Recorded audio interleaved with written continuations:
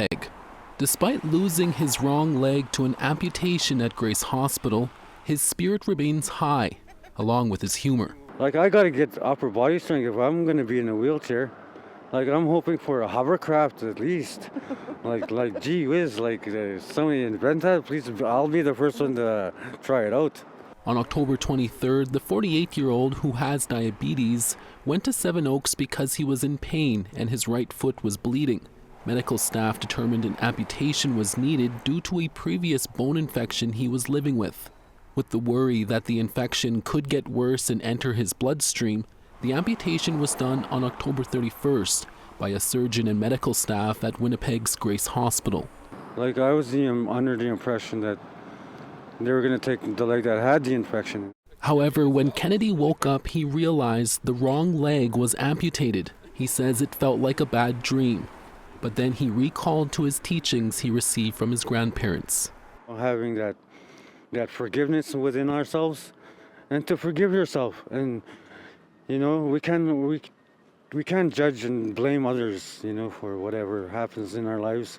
We leave that up to the Creator. Kennedy says the surgeon at Grace Hospital and 2 other medical staff apologized for what happened. The surgeon came in and told me he was apologizing, and he apologized to me. He said, "I'm sorry, I took the wrong foot." Gee whiz, I know that you took the wrong foot. I told him straight out, I wanted to burst out freaking out at him, but that's not the way we grew up.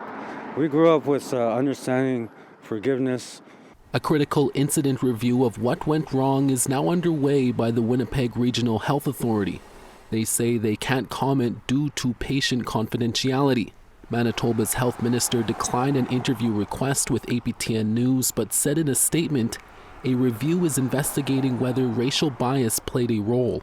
Uzoma Asagwara, Manitoba's health minister, added, "The health and safety of patients in this province is my top priority. I want to extend my sympathies for the patient and their family. This is a heartbreaking situation that no one deserves to go through." The Assembly of Manitoba Chiefs is calling for immediate action and a full and transparent investigation into the incident. They are saying, quote, "This tragic error, which left Mr. Kennedy in shock and disbelief upon waking from anesthesia, highlights ongoing systemic issues within healthcare delivery to First Nations people." Kennedy, who is a commercial fisherman and was previously homeless in Winnipeg, appreciates all the care and support he has received following the incident, including from Lisa Young, who is chief of Bloodvein First Nation, and his cousin. Jason taught me how to harvest rabbits when we were little, and, going through the bush trails and doing all those outdoors type things. Now I know he's not going to be able to do that as freely as he could before. So just a whole life-changing scenario for him, and it's devastating. It shouldn't have happened. Kennedy is now exploring his legal options and speaking with a lawyer about compensation. Medical staff are also trying to save his right foot with antibiotics so he doesn't lose that leg too. For now, Kennedy hopes his story will bring necessary change within Manitoba's healthcare system so that an incident like this never happens again. Everybody should be put in place and to know what their duties are and what has to happen.